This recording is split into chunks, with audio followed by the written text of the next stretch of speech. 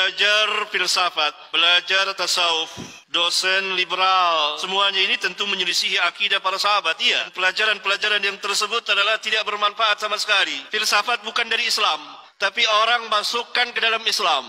Filsafat berasal dari Yunani. Yunani adalah kaum musyrikin, penyembah berhala, penyembah bintang-bintang, orang yang tidak beriman kepada para nabi dan rasul. Lalu kenapa bisa masuk ke dalam Islam ajaran filsafat itu? Pada abad kedua Hijriyah, atas perintah sebagian khalifah yang terpengaruh dengan ajaran sesat, telah memerintahkan sebagian ahli untuk menerjemahkan kitab-kitab Yunani ke dalam bahasa Arab yang kemudian dibaca oleh sebagian kaum muslimin, khususnya mereka yang manhajnya bengkok, manhajnya manhaj yang sesat, bukan manhaj para sahabat ridwanullah alaihim jami'an. Kemudian orang-orang ini mulai memadukan antara filsafat Yunani dengan ajaran Islam. Maka mulailah masuk ke dalam Islam ajaran filsafat itu, yang telah membuat kerusakan yang tidak kecil pada kaum muslimin, pada hidup dan kehidupan keagamaan mereka saat itu dan sampai hari ini. Di antara tokoh-tokoh filsafat yang menerjemahkan, meluaskan, mensyarahkan seperti Al-Farabi dan Ibnu Sina, yang mereka memang para filsuf yang telah menyimpang dari manhaj para sahabat. Karena itu para ulama Ahlus Sunnah bangkit membantah mereka. Maka ini ilmu yang tidak bermanfaat sama sekali.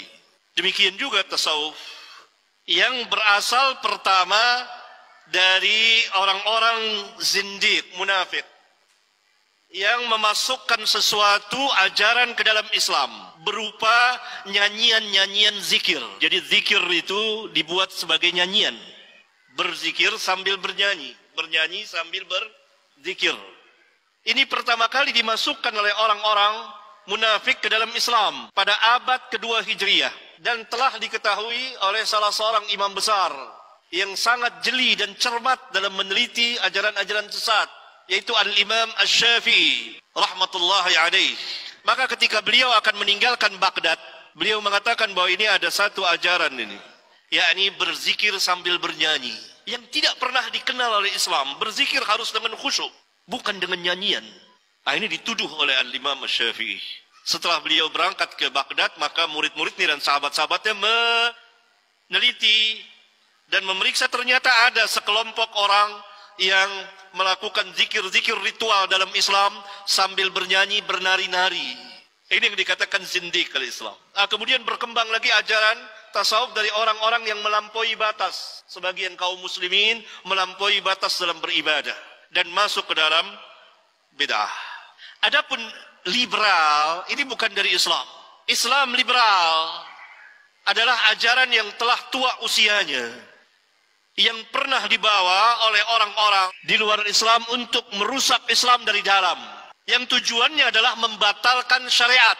Oleh karena itu orang-orang liberal dimanapun mereka atas nama Islam itu tidak sholat. Kalaupun sholat itu sholat nifaq, pura-pura. Keyakinan mereka, sholat tidak diperintah seperti sholat kaum muslimin 5 waktu sehari. Nggak ada dalam kamus mereka itu. Ini tentu bukan Islam.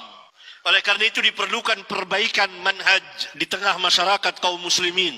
Kembali kepada Alkitab dan Sunnah ala fahmis salafin as-salihin. Para sahabat dan tabi'in dan tabi'ut tabi'in. Tidak dapat tidak. Karena ini manhaj yang hak, manhaj yang lurus.